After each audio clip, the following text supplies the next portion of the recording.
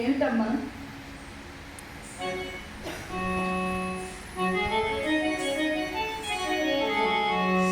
శంభోతనయ శ్రీ సిద్ధి గణేశ కాపాడ రావా మా బుద్ధి శ్రీ శంభోతనయ శ్రీ సిద్ధి గణేశ కాపాడ రావా మా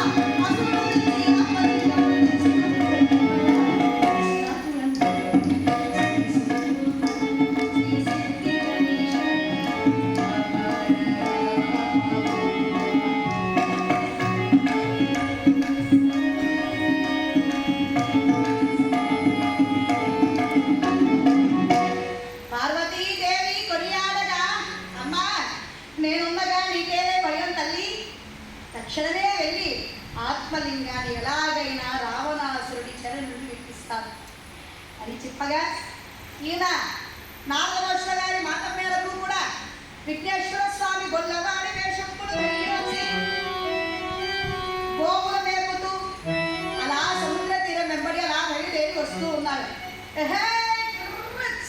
అని గోవులు తోలుకుంటూ ఇక్కడ రావణాసురుడు అలా ఆత్మలింగాన్ని తీసుకొని వస్తూ ఉన్నాడు.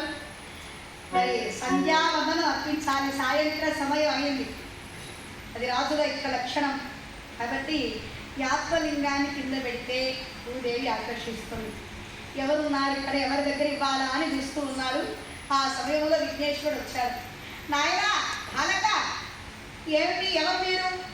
నన్ను రావణాసురుడు అంటాడు. అమ్మో, రావణ రాక్షసుడు, భయం, నీలాంటి పిల్లవాళ్ళని నేనేం చేయనులేను ఆయన. అయితే ఏమిటి, ఈ ఆత్మలింగాన్ని నీ చేతిన పెట్టుకొని ఉండు, మరి నేను సూర్య భగవానికి అర్ఘ్యాన్ని సమర్పించొస్తా, తర్వాత తీసుకుంటాను నాయన. నా గోవులు ఎవరు మేపుతారు, త్వరగా వచ్చేస్తాను నాయన. అయితే నాకేమి ఇస్తావు అన్నాడు. నీకేం కావాలి నాయన, నువ్వేం అడిగితే అది ఇస్తాను. ధనము కావాలా, వజ్రాలు కావాలా, వైడూర్యాలు కావాలా, ఏం కావాలన్నాడు. కుడుములు ఉండాలి ఇస్తావా అన్నాడు. ఓ, ఎన్ని కావాలంటే అన్ని ఇస్తాను నాయన. మరి సరే, అయితే రావణ 3 సార్లు పిలుస్తాను, రాలేదంటే ఆత్మలింగాన్ని ఇక్కడే పెట్టేస్తాను అన్నాడు. అంత పని చేయకురా బాలక, ఇప్పుడే వచ్చేస్తాను అని ఆత్మలింగాన్ని గొల్లవాడి వేషము రూపంలో ఉన్నటువంటి ఆ యొక్క విఘ్నేశ్వర స్వామి చేతికిచ్చి రావణాసురుడు వచ్చాడు.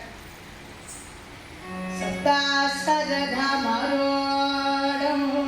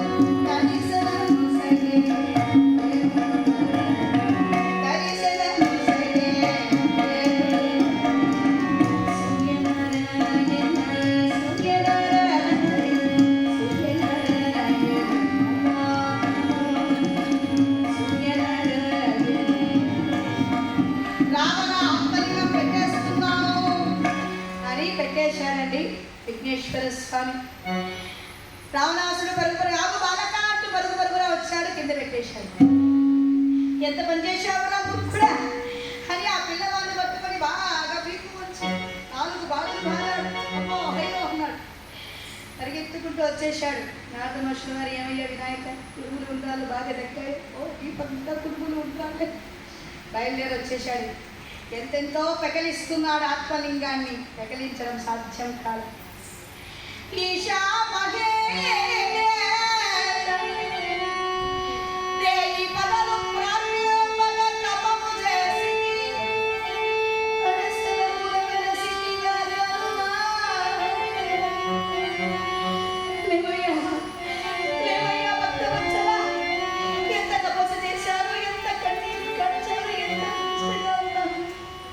కానీ ఎంతెంతో పెకలిస్తుంటే ఇంతకు రెండింతలు పెరిగిపోతుంది. ఆ లింగమునకు వేసి తల బాదుకుంటున్నాడు. ఇక నాకు ఈ జీవితం ఎందుకు, తల్లి కోరికను తీర్చినటువంటి వాడు. ఆ సమయంలో నారదమహర్షుల వారు మండోదరిని కైకసిని ఇద్దరిని పిలుచుకొని వచ్చేశాడు. మరి నాయనా రావణా, ఎందుకురా ఈ పని చేస్తున్నాం? అమ్మా నీ కోరికను తీర్చలేకపోయాను. నా కోరిక తీర్చకుండా ఉండడం ఏమిట్రా, ఆత్మలింగాన్ని భూలోకానికి తెచ్చావు, ఇదే నీ ఘనత అనగానే పార్వతీ పరమేశ్వరుడు ప్రత్యక్షమై, అమ్మా కైకసి, ప్రతిరోజు ఇక్కడికే వచ్చి పూజలు సరిపమ్మా, నేను ఆత్మస్వరూపుడై ఈ భూలోకమును ఉద్భవించాలి, ఇదే గోకర్ణము అంటారు. ఇక్కడ వచ్చిన భక్తులు నన్ను ప్రార్థిస్తే అడిగిన వారికి ఏదనుకున్న పొంగు బంగారమై వరాలు ఇచ్చి నేను కోరికలు తీరుస్తాను తల్లి, ఇదే భూకైలాసంగా పిలువబడుతుంది. రావణ, నీ జీవితం అజరామరం. నీ కీర్తి చరిత్ర వినినా చదివినా చెప్పినా వారందరికీ సకల శుభాలు కలిగి అష్టైశ్వర్య భోగవాక్యములతో శివ సాన్నిధ్యం పొందుతారయ్యా అని చెప్పగా అందరూ చాలా సంతోషించి పరమేశ్వరుని కొనియాడారు.